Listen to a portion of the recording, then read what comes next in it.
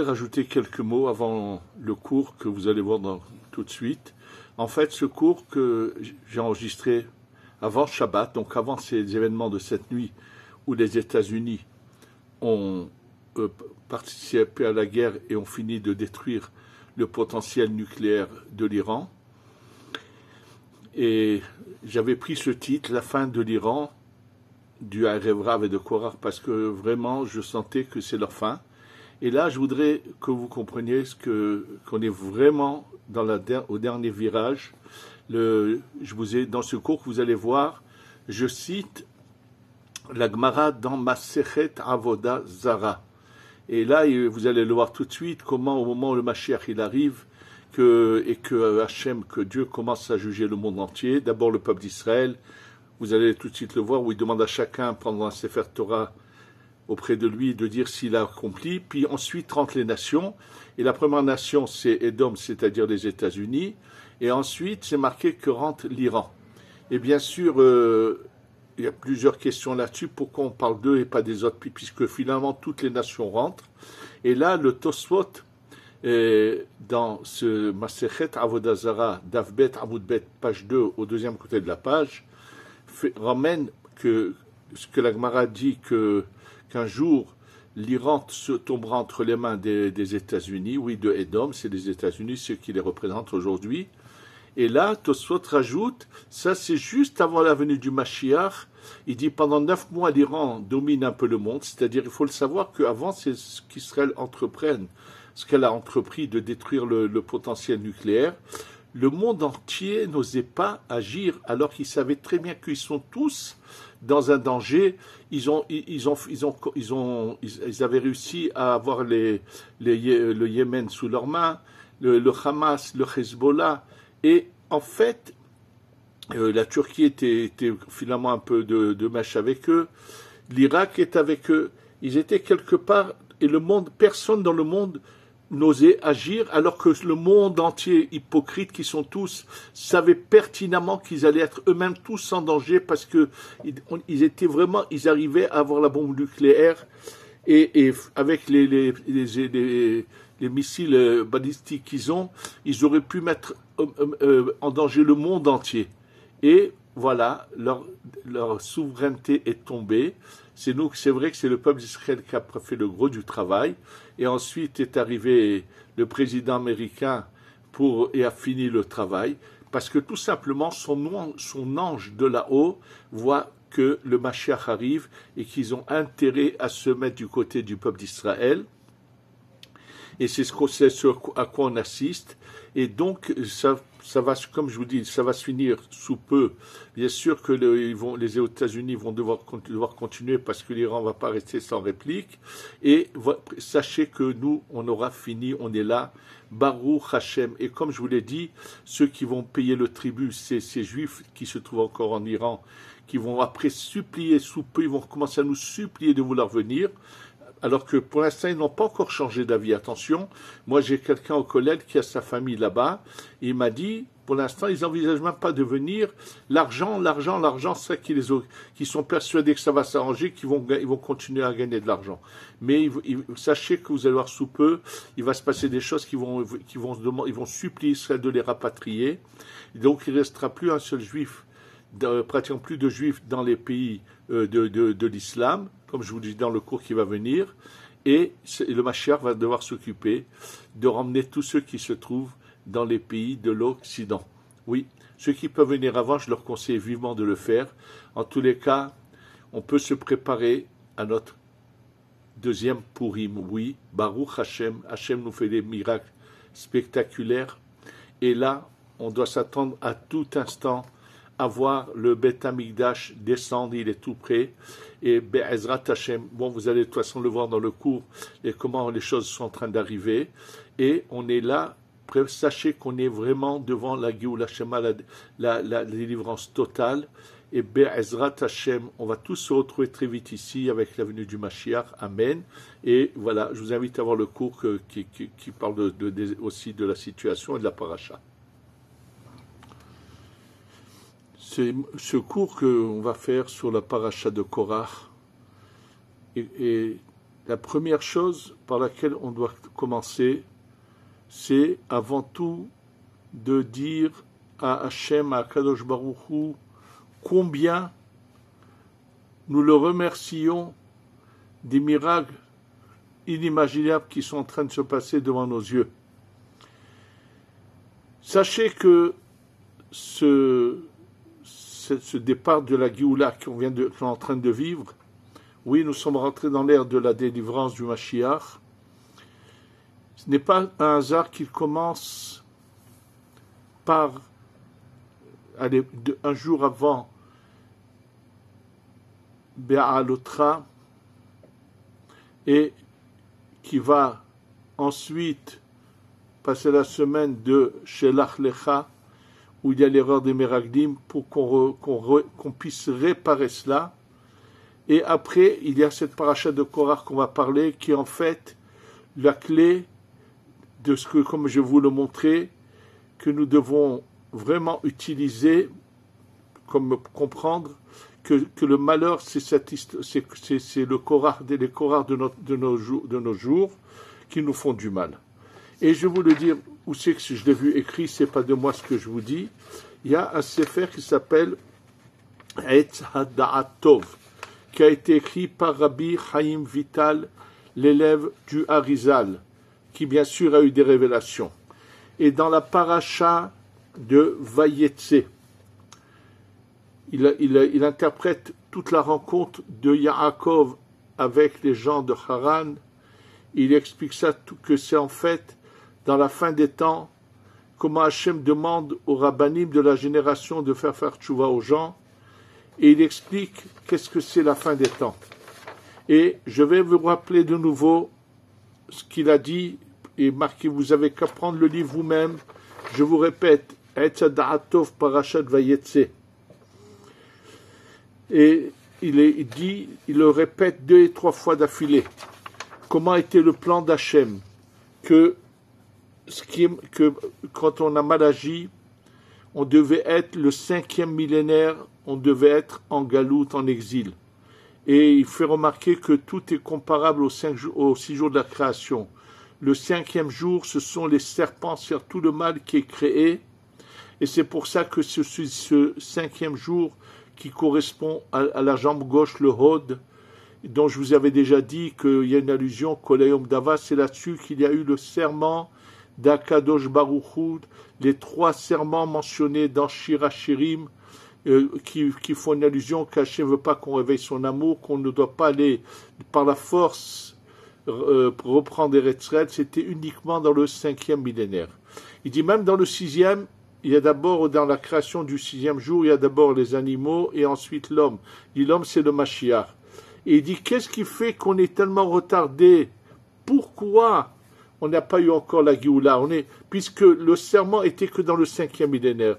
Et comme je vous le répète, que ça a été le malheur de l'Europe, où c'est là-bas seulement, et je vais vous dire tout de suite pourquoi c'est là-bas seulement, où il y a eu ces conflits entre les différentes opinions, qu'ils se sont battus les uns contre les autres à tous les niveaux.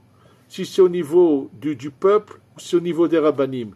Quand je vous dis au niveau du peuple, j'ai eu l'occasion une fois, m'est tombé entre les mains un livre de quelqu'un qui vivait dans la ville du Chafetz Chaim Radin et qui raconte comment déjà là-bas, il y avait ce combat de droite et de gauche, absolument que déjà les gens qui étaient pour le retour en Eretz Israël, comment ils étaient combattus par ceux qui s'étaient déjà assimilés, qui avaient des idées gauchistes et qui ont fait cette marloquette.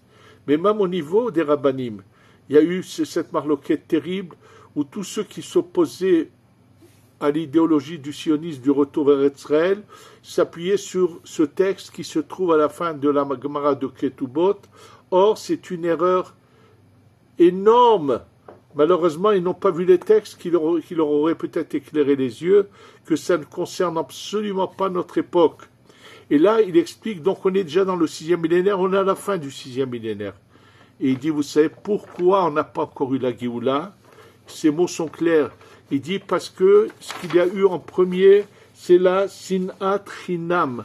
C'est lorsqu'il dit, c'est à cause de la haine gratuite il dit bien, écoutez bien, il dit Gam Irmoz el Mashalodar que dans le galout de Edom, attention, il parle du galout de Edom. Pourquoi il n'est pas fini le galout de Edom? C'est par la Sinatrinam qui a commencé lorsque les frères de Yosef ont vendu Yosef. Et là, je voudrais faire une parenthèse très importante. Pendant des années, je me suis posé la question. Nous savons que les exils qu'il y a eu sont une forme d'un corps, c'est-à-dire, par la faute d'Adam Arishon, toutes les neshamot du peuple d'Israël qui étaient dans Adam Arishon sont tombées dans ce qu'on appelle Adam Belial, comme un corps mauvais. Ça veut dire les neshamot qui étaient au-dessus de la tête de Adam Arishon dans le Keter sont tombés dans le Keter de la Klippa du Adam Belial. Les neshamot qui étaient dans la tête sont tombés dans la tête du mal. Les neshamot qui étaient dans les deux bras et le corps sont tombés dans l'autre côté. Et les neshamot qui étaient dans les âmes, qui étaient donc dans les deux jambes, sont tombés dans les jambes de ce mal, jusqu'à qu'on finisse de retirer toutes les neshamot du mal et on les ramène à la Kedusha, on est délivré. Et c'est en allusion dans Daniel où c'est marqué Kat Mater Raglin Beraglin. Lorsqu'on arrivera à la fin des pieds vers les pieds, ça veut dire qu'on doit tout retirer. Et comment ça se partage? En Égypte, il y avait les neshamot du Keter qui étaient dans l'exil d'Égyptiens. Et c'est pour ça que lorsque le Keter est réparé, tout suit. C'est-à-dire s'il n'y avait pas eu la faute du veau d'or, toutes les neshamot du corps auraient suivi celles du Keter, on aurait été délivré totalement. Comme il y a eu ça, donc ce qui était séparé du Keter par l'exil d'Égyptiens est resté séparé, donc là c'est la naissance du peuple d'Israël. Le galout de Bavel, le galout de Babylonie, c'est la tête, la séparation. Ensuite, il y a eu Paras, Madaï et Yavan. Oui, l'Iran, Madaï et Yavan, ce sont trois endroits où les Juifs ont été à l'encontre du buste et des deux bras. Et les deux jambes sont à l'encontre de Netzavod, Edom et Yishmaël. Nous savons que les Juifs ont été en galoute jusqu'à pas longtemps dans l'Occident et l'Orient. Ça veut dire Edom, c'est l'Occident, Ishmaël, c'est dans les pays qui suivent l'islam.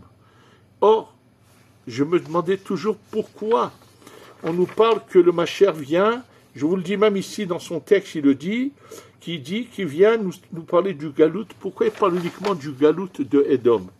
Eh bien, tout simplement, si on se met à analyser ce qui se passe, on va le comprendre. En fait, le galout de Ishmaël, il est pratiquement fini. Le galout de Ishmaël, c'est-à-dire l'exil dans les pays de l'islam, oui, il y avait des Juifs en Afghanistan, il y avait des Juifs en Irak, il y avait des Juifs au Yémen, il y avait des Juifs en Syrie, il y avait des Juifs dans toute l'Afrique du Nord.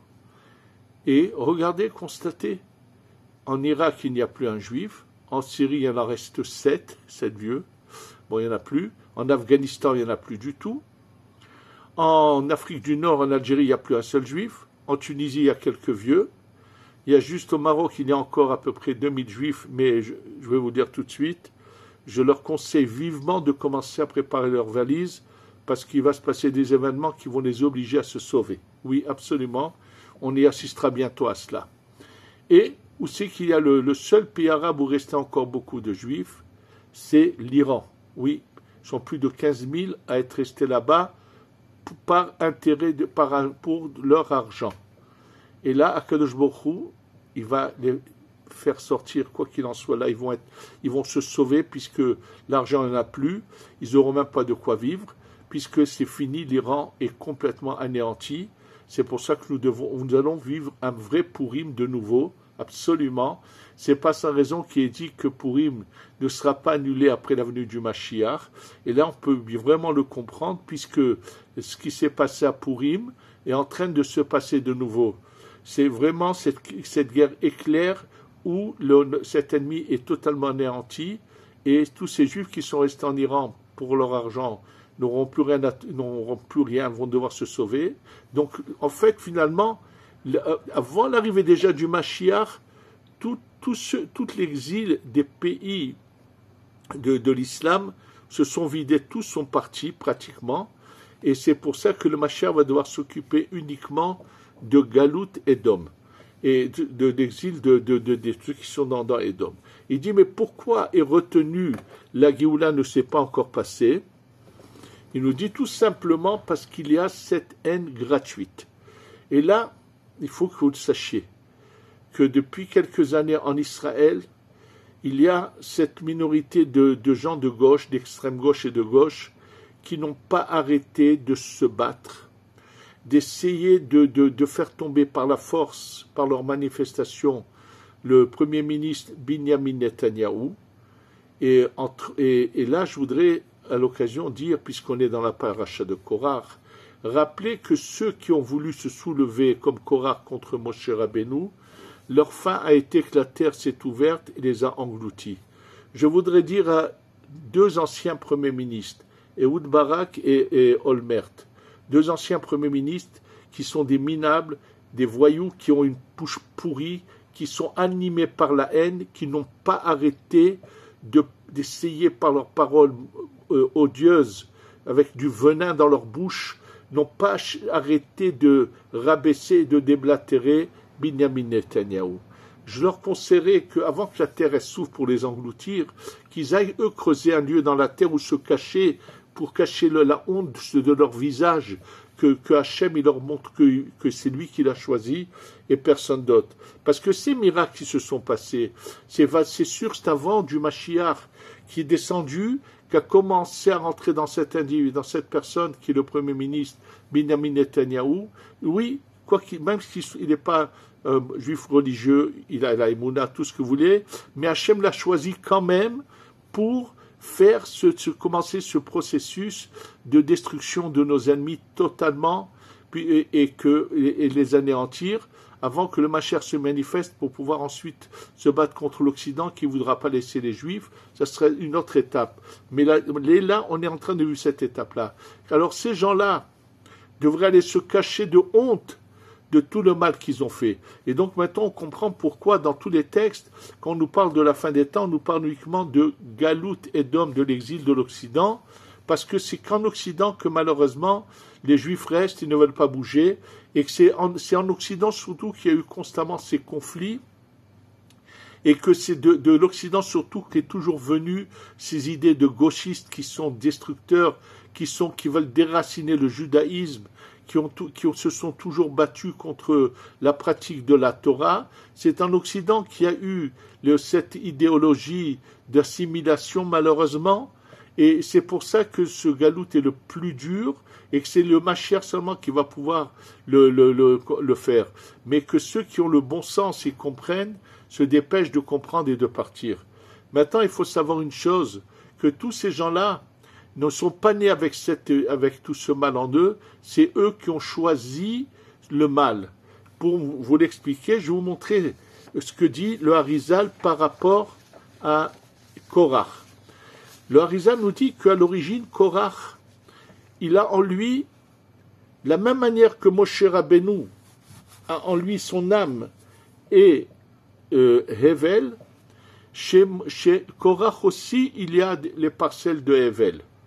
Malheureusement, là on va découvrir quelque chose d'incroyable, c'est que c'est Korach qui va faire un choix désastreux, qui va complètement anéantir sa vie. C'est-à-dire que quand c'est marqué Vaïkar Korach, Korach a pris, et la question qui est mentionnée dans le Midrash, qu'est-ce qu'il a pris Korach? C'est marqué Mekachra lakar le'atzmo. Quelque chose de mauvais, il a pris pour lui. Oui, quand le jour où il a décidé qu'il allait combattre, qu'il avait envie de combattre Moshe Rabbeinu, son âme s'est changée. Et là, on va parler de ce sujet-là, comment les personnes peuvent dans leur vie perdre leur âme et en avoir une autre. Et je vais vous citer là-dessus plusieurs textes où on voit clairement que l'âme peut se changer. C'est à ce moment-là seulement qu'il a pris la mauvaise partie du nefesh de Caïn. C'est le texte du Harizal que je vais vous citer tout de suite, qui nous dit comment Korach, malheureusement, a fait un choix qui a été néfaste pour lui. Voilà, je vous cite le Harizal qui se trouve dans le livre Likutei Torah. Voilà ce que nous dit les paroles du Harizal sur la paracha de Korach. Vaïkar Korach. Da, sache, quand tu prends tu retires du Moshe, le nom Moshe Rabbeinu, Moshe, c'est 345. Quand tu retires de Moshe Hevel, qui est de l'origine de la Neshama de Moshe, il reste le chiffre Korach. Alors il explique, il dit dans Hevel, il y avait 37 bonnes parcelles, et il y en avait 308, comme la valeur numérique de Korach, qui sont mauvaises. Mais pourtant, elles sont aussi dans le nom de Moshe. Il dit, Rag be Moshe nitkenu kulam. Moshe les a toutes réparées. Comment il les a réparées? Aish Moshe anav mikolam alpenan. Moshe, c'est la personne la plus humble. Donc Moshe, il avait aussi ces 308 parcelles mauvaises de l'âme de Hevel, mais lui, là, il était humble, il n'avait pas d'orgueil. Tous ceux qui se combattent, c'est par de l'orgueil. Oui, absolument, tous ceux qui combattent, c'est par de l'orgueil. Et comme il nous dit, qu'est-ce qui retarde, qu'est-ce qui fait qu'on n'a pas fini avec cet exil? C'est à cause de ces combats. Et il explique donc, en fait, chez Korach, c'est vrai qu'il y avait ces 308 parcelles mauvaises de Hevel, mais de la même manière que Moshe a pu les réparer, lui aussi aurait pu les réparer, mais comme lui a fait un mauvais choix, l'orgueil l'a dévasté, alors au lieu de réparer, au contraire, il a perdu même ces parcelles qu'il aurait dû réparer, et il reçoit la pire des calamités, les mauvaises parcelles de Caïn, du Nefesh de Caïn, et là, malheureusement, il arrive la chose la plus terrible, c'est que la terre s'ouvre, il a englouti jusqu'à aujourd'hui, mais il faut que nous, on apprenne de ça un enseignement. Et malheureusement, je vous rappelle qu'en 5750, on avait dit au Rav Ben Sion Abba Shaul du ciel, on lui a fait une révélation d'une manière, mais sans équivoque. Lui, avant ça, n'avait jamais parlé de la Géoula, il ne voulait pas en parler. Il disait, celui qui sait ne parle pas, celui qui parle ne sait pas. C'était sa devise. Et tout d'un coup, en 5750, on lui révèle que à Pessah, c'est la Géoula, c'est une évidence, il a une révélation formelle. Et à tel point que les gens qui veulent voyager leur disent non, restez en Eretz Israël. Et il était sûr, il avait eu des promesses de là-haut. Malheureusement, nous savons que ça ne s'est pas passé. Et ensuite, il a dit un jour, un de ses petits-enfants qui était proche de lui, a trouvé le bon moment pour lui poser la question. Et il lui a dit, sache que réellement c'était un moment propice. Et il s'est passé à ce moment-là un conflit entre des rabbanim qui a de nouveau stoppé la venue de la Géoula. C'est ce que je viens de vous lire dans le texte de Rabbi Chaim Vital, qui nous dit pourquoi déjà à son époque, il y a 400 ans. Lui-même a été persécuté, Rabbi Chaim Vital, lorsqu'il était à Damas. Certains rabbins de son environnement n'arrêtaient pas de le dénigrer devant le public en disant oui, il parle du Mashiach, mais ce n'est pas le moment maintenant, il faut les voir. Ils n'ont pas arrêté de le dénigrer, de le combattre, absolument. Et on assiste à ça constamment. Sachez, comme je vous l'ai déjà dit, par rapport à ce grand tzaddik qui n'est plus malheureusement de ce monde, qui était certainement le Mashiach potentiel de son époque, le Rav Steinman qui était à Bnei Brak, Zecher Tzaddik ve Kadosh Tibracha, donc il y a des nombres de témoignages sur sa sainteté. Malheureusement, il y a eu un groupuscule de personnages qui se prenaient pour ce qu'ils se prenaient et qui ont cherché à le combattre et à avoir des idées extrémistes. Et voilà, malheureusement, voilà ce qui s'est passé. Ça fait que ça a de nouveau retardé les choses. Et on est en train de vivre la même chose. Je pense qu'aujourd'hui, tous ceux qui, depuis 3 ans ou 4 ans, n'ont pas arrêté de manifester ici dans les rues, à essayer de dénigrer Binyamin Netanyahou, d'essayer de le faire démissionner, devraient aller tous se cacher. Et comme je vous l'ai déjà dit précédemment dans le cours de la semaine dernière, tous ceux qui ont voulu faire tomber le gouvernement, et qu'est-ce qu'ils auraient fait comme malheur alors que c'était une opportunité où Hachem voulait faire descendre la lumière de la délivrance. Ils devraient tous se remettre en question. Et l'extrémisme n'a jamais été apprécié d'Hachem. et combien de choses peuvent se passer, surtout quand des fois des gens disent des choses qu'ils n'auraient jamais dû dire, ils ne se rendent pas compte, après ils en subissent les conséquences. Il y a eu un des rabbanim qui n'a pas arrêté de dire ces dernières semaines ou ces derniers mois, lorsqu'il a été soulevé le problème de prendre une partie de ceux qui n'étudient pas vraiment, qui sont tournés dans les rues, et de les envoyer à l'armée. Il y en a un qui n'a pas arrêté de dire, s'ils envoient des feuilles de route aux jeunes, eh ben on part tous en dehors d'Eretz Israël.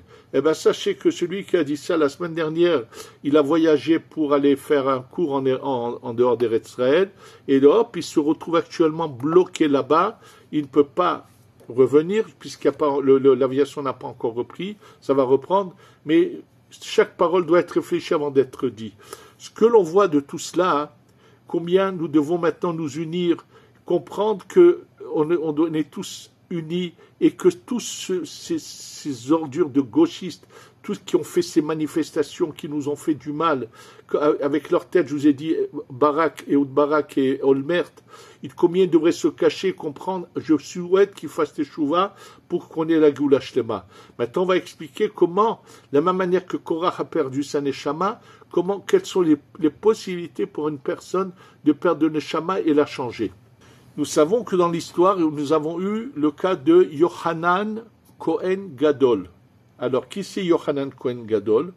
À Hanouka, lorsque nous récitons le Alanissim, ce passage que nous rajoutons dans la Tfila, Bime Matatiahu ben Yochanan Kohen Gadol. Oui, Matatiahu, ce Maccabi qui s'est battu contre les Grecs, est le fils de ce Yochanan Kohen Gadol, qui malheureusement, à la fin de sa vie, va subitement le disjoncter et lâcher l'authenticité de la Torah du judaïsme et devenir ce qu'on appelle un tzdoki. Oui, il va choisir un mauvais chemin, qui est la croyance seulement dans les écrits, pas dans la Torah orale. Bref, comment il peut avoir une chose pareille? Oui, ça s'est passé.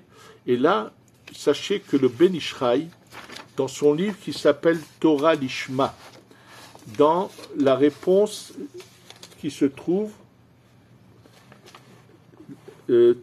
Tav Kuf Yudzaïn 517. Alors c'est un livre de questions-réponses. Donc dans le 517, le Ben Ishraï pose la question suivante. Il dit, je ne comprends pas pourquoi tous les jours nous récitons 3 formules de Berachot qui sont les suivantes. Shelo Asani Goy. Je remercie Hachem de ne pas m'avoir fait non-juif. Shelo Asani Aved. Je le remercie de ne m'avoir pas fait esclave. Aujourd'hui, ça n'existe plus. Qu'est-ce que ça veut dire? Shelo Asani Isha.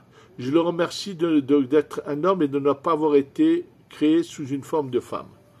Alors bien sûr, dans le Pshat, c'est expliqué, ça veut dire j'ai plus de mitzvot à accomplir qu'un non-juif, j'ai plus de mitzvot qu'un évêque, mais ça n'existe plus aujourd'hui, et j'ai plus de mitzvot qu'une femme. Alors pose la question le Ben Ishraï, c'est très bien, dans ce cas-là, ces brachot auraient dû être récités uniquement le jour où cet enfant devient bar mitzvah. Une fois qu'il est bar mitzvah, il a ses mitzvot, pourquoi le réciter tous les jours? Et là, il ramène la Kabbalah, qu'il s'agit tout à fait d'autre chose. Tous les soirs, quand quelqu'un va dormir, il peut se lever le lendemain, on lui a changé sa neshama, on lui a changé son âme pendant la nuit. Il peut y avoir pour cela plusieurs causes. C'est le cas de Yochanan Kohen Gadol, que sa neshama, qui était une très belle neshama, a été retenue, on lui en a donné une mauvaise, il se lève, il disjoncte complètement. C'est de la même manière de ce qui s'est passé avec Korach, où il avait les mauvaises parcelles de Hevel qu'il devait transformer en bonnes comme Moshe Rabbeinu, mais qui a choisi un mauvais chemin, voilà ce qui lui est arrivé. Ça veut dire que des gens peuvent étudier la Torah toute leur vie, mais dès le jour où l'orgueil les touche et ils se mettent à se soulever, ils font des désastres. Et ils envoient des jeunes dans les rues manifester d'une manière honteuse. Ils les rendent des voyous au lieu de les faire asseoir constamment à étudier. Oui, malheureusement, ce combat qu'ont fait certains personnages contre le Rav Shteman, et ils ont créé leur mouvement, qui est un mouvement de conflit et qui ont fait énormément de tort au public, oui, et au Ham Israël. Il faut arrêter ces conflits, il faut arrêter ce combat. Et je vous dis, il faut en prendre une leçon. Et il donne plusieurs autres possibilités. Quelqu'un qui est colérique, il peut arriver dans une crise de colère où il risque de perdre sa neshama, on lui change, ou des fois à la suite d'une maladie, où quelqu'un peut faire qu'en sorte que malheureusement il devait mourir, mais pour le sauver, pour pas qu'il meure, son âme qui devait partir part, mais on va lui faire entrer une autre neshama en lui. Ça peut être une bonne, ça peut être une moins bonne, une mauvaise. C'est pour ça qu'on voit que des gens, des fois dans la vie, ont tout d'un coup une attitude totalement inimaginable. Et plus que ça, je vais vous lire les mots qu'écrit le Ben Ishraï dans son livre, dans le Torah Lishma. Écoutez bien. Il dit Od davar acher. Il dit quelles sont les conséquences de tout cela.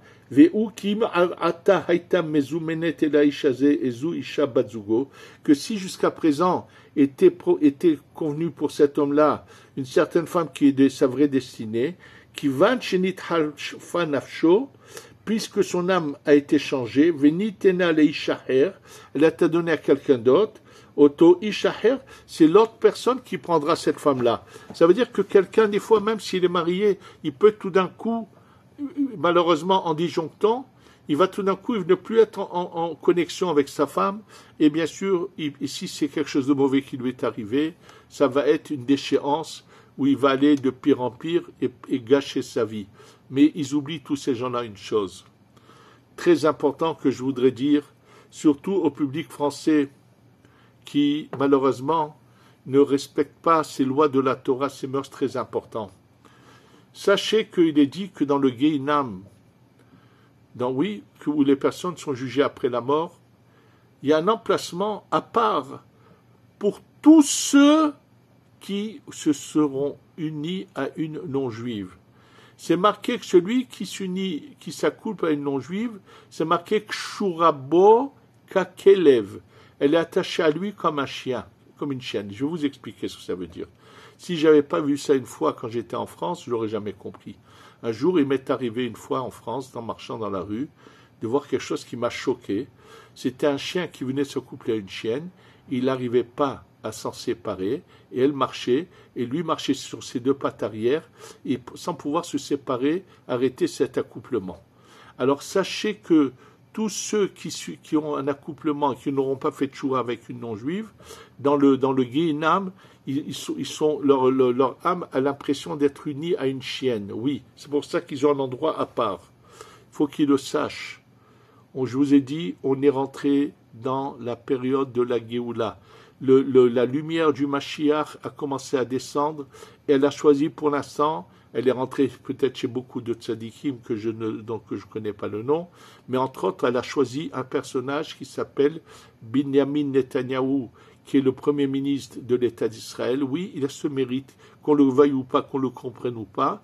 Lui et son gouvernement ont été choisis pour sanctifier le nom d'Hachem, glorifier le nom d'Hachem par ces miracles spectaculaires où le monde entier comprend que c'est irrationnel, c'est pas du tout impossible de comprendre ça si c'est pas la main divine qui est là, qui est en train d'agir, d'anéantir ceux qui ont voulu combattre les enfants d'Hachem. Oui, mais à ce moment-là, il faut savoir que le Mashiach va venir et il va demander des comptes à chacun. Et combien auront la honte de se présenter devant lui avec comme une sorte de chienne attachée à eux, et ils sauront plus où se mettre, et ils auront des comptes à rendre. Ce qu'il faut que nous tous, on se mette tous à penser, à s'améliorer, à changer, à s'aimer les uns les autres, à s'unir, et arrêter de déblatérer ceux qui vont dans le bon chemin d'Hachem, sans extrémisme, avec juste servir Hachem avec l'amour de tout le Ham Israël. Et Hachem nous a fait des innombrables miracles pour nous dire, ça y est, la Géoula arrive. Et bien sûr, comme je vous l'ai dit, on appelle ça cet exil qui reste Édom, parce que les Juifs sont aujourd'hui que dans les pays occidentaux, et malheureusement, comme ils n'ont pas bougé, il va se passer des choses, on ne peut pas les savoir comment ça va se passer, puisque au départ, quand le Mashiach va vraiment se révéler, il va se passer beaucoup de combats, ils vont vouloir se soulever contre le Mashiach, et entre autres, je voudrais aussi vous dire quelque chose de très important. Il faut savoir que donc le Mashiach arrive incessamment, Et la Gemara dans Masechet Avodah Zara, donc il va y avoir manifestation d'Hachem, et on va devoir tous se présenter devant lui. Et la Gemara dans Avodah Zara, toute la première page de ce traité, dit qu'Hachem il prend un Sefer Torah, il lui donne à chacun. Est-ce que tu as appliqué ce qui était dans ce Sefer Torah? Mais au moment où Hachem propose à son peuple de les juger et de leur poser ces questions, les nations aussi arrivent. Il leur dit, qu'est-ce que c'est ce mélange? Mettez-vous sur la tête, attendez-vous. Pourquoi elles arrivent? Vous allez comprendre tout de suite pourquoi elles arrivent. Les nations aussi veulent aussi se mêler à tout cela. Alors bien sûr, tous ceux qui répondront oui, présent, j'ai appliqué ce qui était dans la Torah, bien sûr quel accueil merveilleux. Ceux qui ne pourront pas le dire, je les plains. Mais ensuite, lorsque les peuples se présentent devant Hachem, dans quel ordre ça va aller? Ça va aller par d'abord, c'est marqué la plus grande nation de l'Occident, oui. Ça veut dire l'ange qui représente le président américain, Trump va venir, et il va nous dire, alors toi, qu'est-ce que tu... Ah, mais moi j'ai tout fait pour le peuple d'Israël. Hachem lui dira, oui, et ça, et ça, et ça. Il va lui montrer combien de choses qui étaient à l'inverse. Et qui est le second qui se présente? Écoutez bien. L'Iran, oui, c'est la Gemara qui le dit. Il est capable de venir dire, mais moi je voulais leur bien, il va raconter, il va lui montrer, Hachem va le remettre en place. Et je peux vous dire une chose, lorsque le minable de Macron va se présenter, qui voudra raconter, oui, j'ai voulu aider le peuple d'Israël, il dira comme, puis c'est un gros bluffeur, comme tout le monde le sait. Je peux vous dire, pour bien finir, il faut bien qu'on risque de ces pauvres types qui n'ont aucun bon sens authentique, qui ne font que mentir et chercher leur orgueil. Ils lui diront, mais dis-moi, pourquoi tu as fermé les stands au Bourget que devaient représenter les usines israéliennes? Vous savez ce qu'il va leur dire? Ça va vous faire rire, c'est une blague, mais il est capable de le dire. Il dirait non, je préférais qu'ils voient la grandeur des armes d'Israël dans la guerre en direct avec l'Iran. Je dis ça en m'amusant parce que quand vous lisez le texte d'Agmara, vous allez voir à quel point ils sont capables d'afficher des mensonges grotesques pour qu'Hachem les remette en place. Et Hachem finalement va leur dire, j'ai une mitzvah à vous proposer, puisqu'ils vont dire, tu ne nous as pas donné la Torah, tu ne nous as pas obligés à l'accepter. Il va leur donner une mitzvah, celle de la Souka, qu'ils seront incapables d'appliquer, et il va les éjecter. Bien sûr que tous ceux dans les peuples du monde qui auront fait du bien, qu'on appelle Chassido Motaolam, quelle merveille, combien ils vont être avec nous pour apprécier les bontés que va nous donner Hachem avec la venue du Mashiach. Réveillons-nous tous. Nous sommes vraiment l'arrivée est là. Ça y est, on va fêter un grand Purim. C'est pas sans raison que Mara dit que même après la venue du Mashiach, Purim continue. Ben oui, puisque là vraiment, c'est le renouveau du Purim qui s'est passé avec Achashverosh, où il y avait Haman sur le cheval, Haman par terre et Mordechai sur le cheval.